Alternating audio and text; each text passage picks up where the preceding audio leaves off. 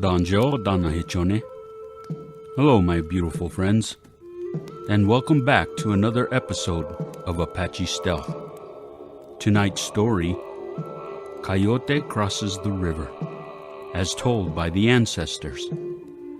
This story is part 3 of John, so if you haven't watched the first 2, I highly recommend you start with part 1, The Cake. 6 weeks had now passed since Burro began teaching Elli and John, but the time had finally arrived that he must continue his journey.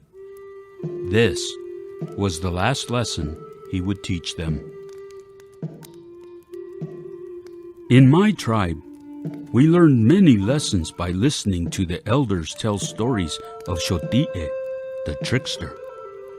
You will know him as Coyote, but his life lessons to the indigenous people was invaluable.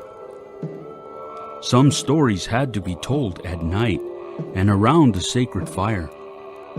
Others could only be told in the wintertime.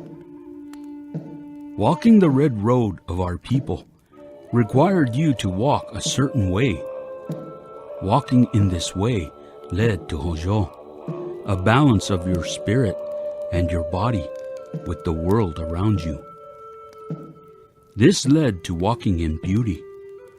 For many, it was just a saying, but to those who truly walked in this balance, they were connected to a higher life force. We call this place of connection the Umka. This story is called Coyote Crosses the River.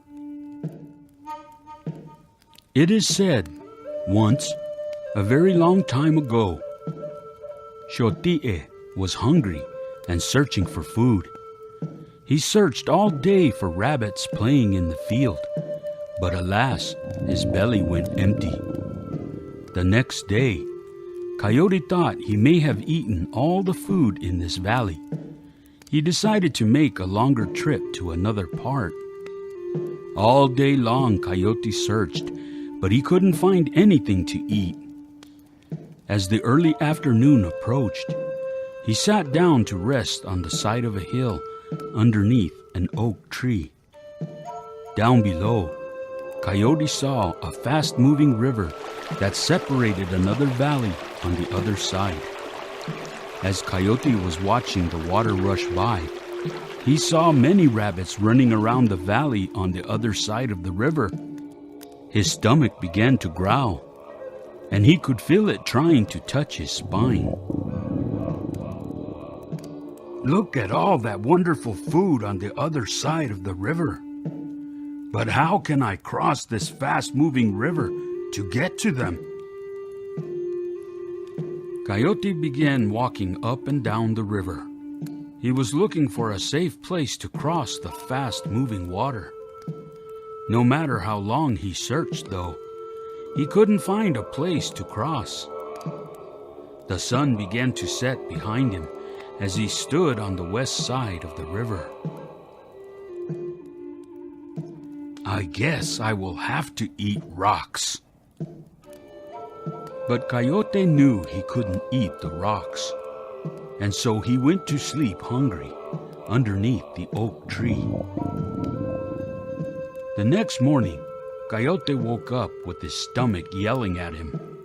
He was so hungry, he remembered all the yummy food running around on the other side of the river. He quickly got up. Coyote walked up and down the river again, in hopes of finding a safe place to cross. But nothing had changed from yesterday. Look at all that wonderful food playing around over there. But there's no place to cross this river. Just then, Coyote heard a voice near him. I know where it's safe for you to cross the river. Coyote spun clockwise in a circle, looking for who was speaking to him. There, on a boulder, was a huge, juicy scorpion. Before you eat me, hear what I have to say. Coyote saw that Scorpion was much too small to fill his belly, so he decided to hear what Scorpion had to say. I will be glad to tell you where the safest place to cross is, but I need to get to the other side myself. Carry me on your back, and I will show you where it is safe to cross. Coyote tilted his head as he looked at Scorpion. But first, we must make a deal.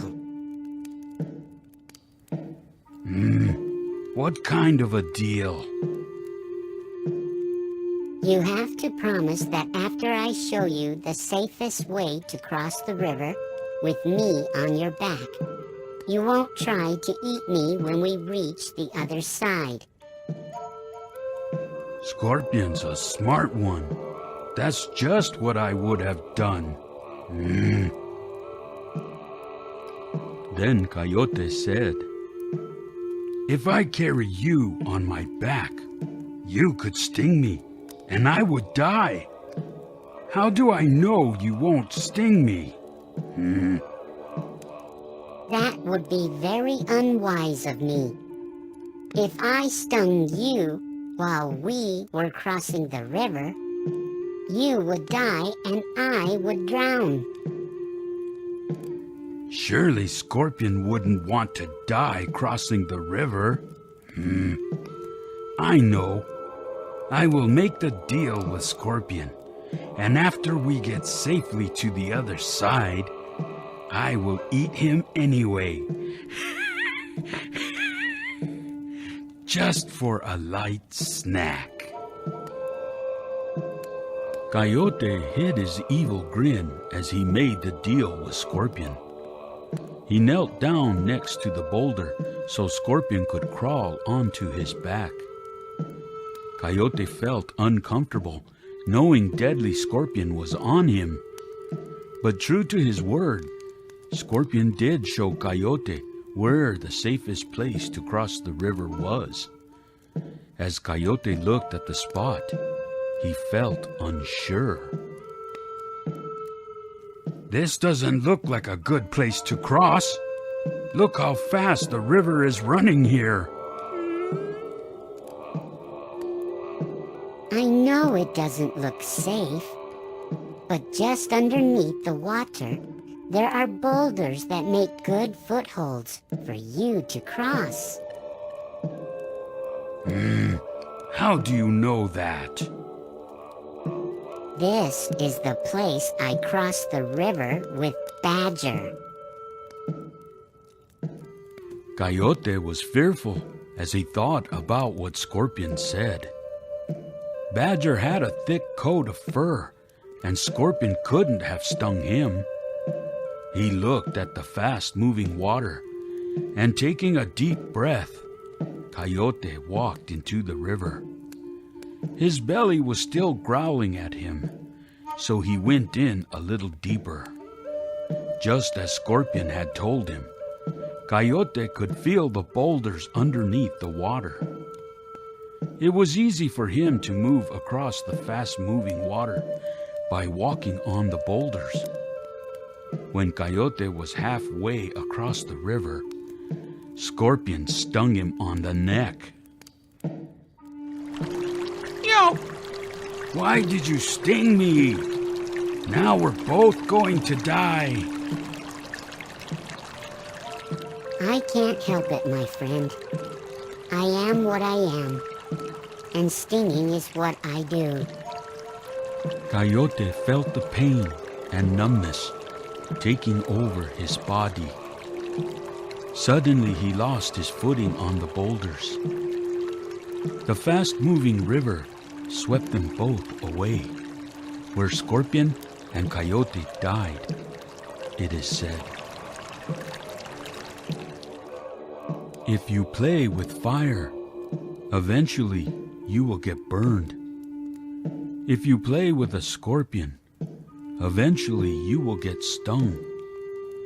If you put your trust in bad people, eventually you will suffer. All things are the way they are, and if you know they are bad, you are the foolish one to put your trust in them. But sometimes, in order to help someone, you might end up getting hurt. When learning a lesson from sailing through the dark winds, you must first be willing to get onto the boat. In order to enjoy an omelet, a few eggs have to be broken.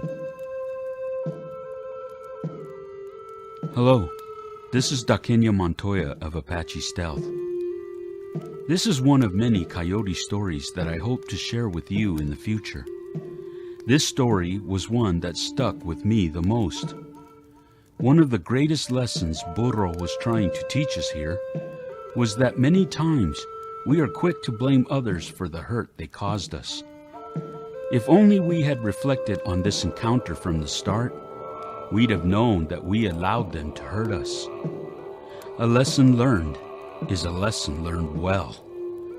A scorpion is a scorpion, and blaming the scorpion for stinging you is a bit ignorant when you decided to play with the scorpion in the first place. My grandfather taught me that everyone is going to hurt you. It was a very valuable lesson. I believe it was the infamous Bob Marley who said it the best in one of his songs. The truth is, everyone is going to hurt you. You just got to find the ones worth suffering for. Walk in beauty.